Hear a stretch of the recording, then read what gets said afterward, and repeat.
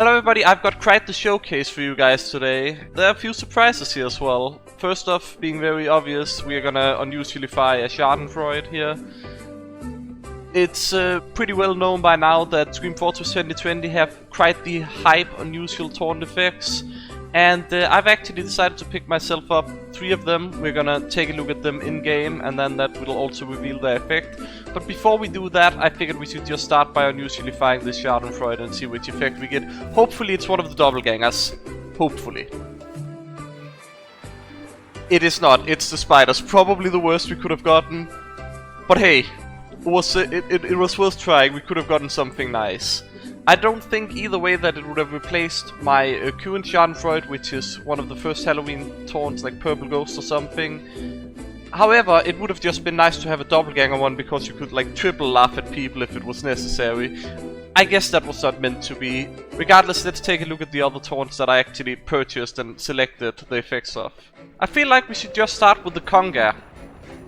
I decided to get the purple glow, yeah. I figured this was pretty fitting for just kinda me. I mean, I could have gone with the hot effect as well, but I was mainly focused on how it looks on my engineer and some of my more preferred classes. And for that I feel like the purple glow is the most fitting, especially with the ancient eldritch that I have on engineer.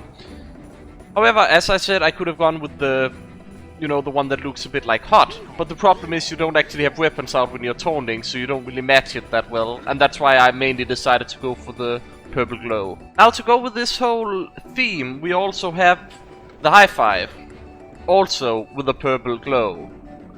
And that is pretty much the same reasons as why the Conga. However, the Mannrobics do have another effect that I can't wait to show you guys. Before we check out the Mannrobic, however, I'm gonna show you guys the second surprise, and it might not be immediately obvious, and for some people this might even be the highlight of the entire video. I'm just gonna show you guys. Now you may be like, wait, you always had footprints, but why are these purple? Or you might just not know what's even going on, or you might just be like, okay, you've got footprints. Did you have any before? What's up here? And I feel like I can just answer all the questions real quick by showing my polar pullover off the bat here. It have corpse grey footprints and voices from below on it. Now, this is the jacket that I used to use for like, I don't know how many years, like way too long. Like I don't even know how long, since like 2014, 13, I don't even know. But I've used this for the longest time. That's how it's earned its name as Archimo's own hoodie in that sense. Corpse grey footprints, voices from below. You also notice that the stats have been wiped clean and it's not the one that's equipped, because this is the one that's equipped. All stats on it. Fitting name actually, because purple goes more well with my loadout and just overall stuff I've got going, especially with the new taunts as well. And it's the Headless Horseshoe spell. Now it might make a lot more sense what's going on here, right? Yeah. It have a little story attached to it as well if you guys are interested. Else you can probably skip ahead to the timestamp of the Mannrobics. Now for the story, it's probably pretty important to know that only 2 jackets with the spell on exist, at least from what I could see and from the information I could gather. And the other backpack, again from what I could gather, is sort of a dead backpack. Can't really expect to trade with it or other such things. So that's unfortunate, because that also means that the owner that did have this jacket before I purchased it got bothered by a lot of people about it. I left a comment on his profile asking if he had a sell price, and then added him.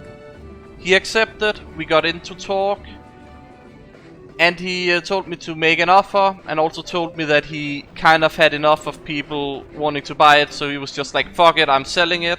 To which I said, I'm sorry, like, you know, you don't have to sell it to me. Like, and to that he said, make an offer. I said that I recently know that one of my friends had sold something similar with, you know, a spell on it for 50 keys. So why not start just offer at 50 keys? And then I went to a spell Discord after, just to make sure that I wasn't, you know, lowballing him. We had the thing going for a bit. I informed him that I was gonna check with the spell Discord, and they said 20 plus keys there. So my 50 keys rather was, you know, pretty impressive offer. I informed him of it, told him that he could go there as well.